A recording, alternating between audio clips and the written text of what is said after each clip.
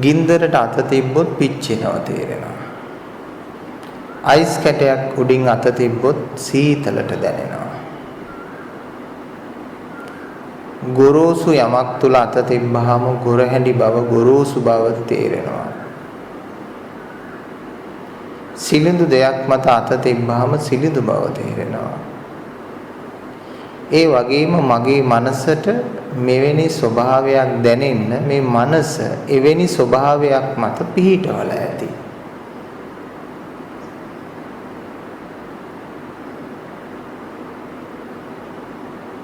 මනසට රස්නේ දැනෙනවා නම් රස්නේ දැනෙන්න ගින්දරක් උඩ මනස පිහිටවල ඇති.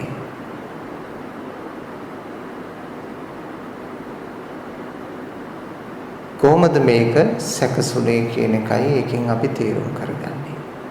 මෙන්න මේ හේතුවෙන් මේ தત્ත්වය මට දැනෙනවා. ගිනි අඟුරක් උඩ අත තැබූ නිසා අතට රස්නේ දැනෙනවා. හිත ගින්දර මත පිහිටවපු නිසා ගින්නක් දැනෙනවා.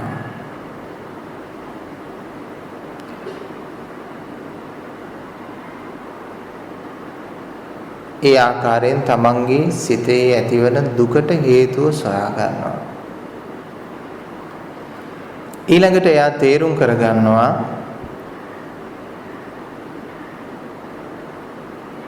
මේ නිදහස් වෙන්න මොකද්ද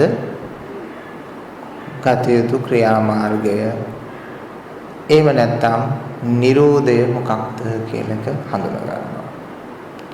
ඊළඟට පේනවා මේ ගිනි අඟුරු මතින් මං අත ගත්තාම මට නිදහසක් ලැබෙනවා. සහනයක් ලැබෙනවා කියලා එයා දැනගත්ත ශරීරෙම එයා අත පැත්තකට ගන්නවා. ගත් සැනින්ම යම් සහනයක් තමන්ට දැනෙනවා.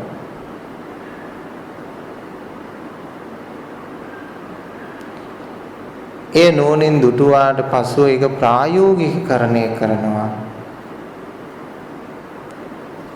නිරෝධගාමී පටිපදාව අනුගමනය කරනවා. නිරෝධය දකිනවා, ක්‍රියාවෙහි යෙදෙනවා, ප්‍රතිඵල ලබනවා.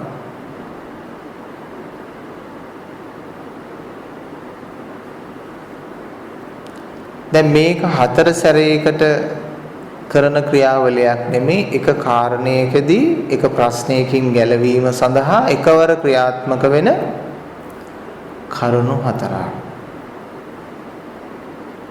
හතර සැරයකට නෙමෙයි කරන්නේ, එක සැරේට එකට. සමහර විටක ඉස්සෙල්ලා නිරෝධය දැකලා ඊට පස්සේ හේතුව දැකලා දුක හඳුන ගන්නව වෙන්නත් පුළුවන්. තව කෙනෙක් දුක හඳුනගෙන නිරෝධය හඳුනගෙන සමුදය හඳුනගෙන නිරෝධය හඳුන ගන්නවත් පුළුවන්.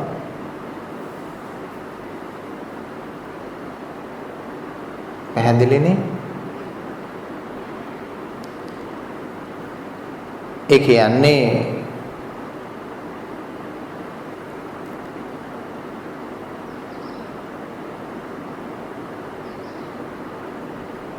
සමහර අය පින්තුනේ මේ නිර්වාණ ධර්මයේ පිළිබඳව දන්නේ නැහැ.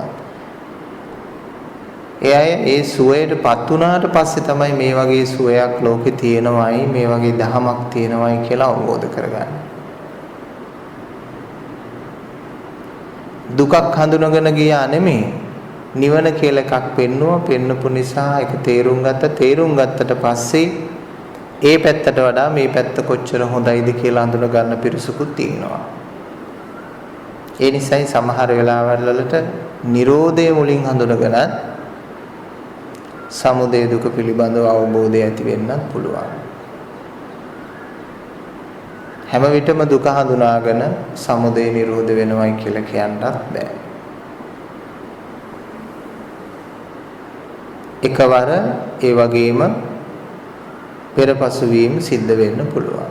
කෙසේ වෙතත් අපේ මානසික නිරෝධය නිවන කියන එක එතන සාක්ෂාත් කරගන්න හැකියාව තියෙනවා.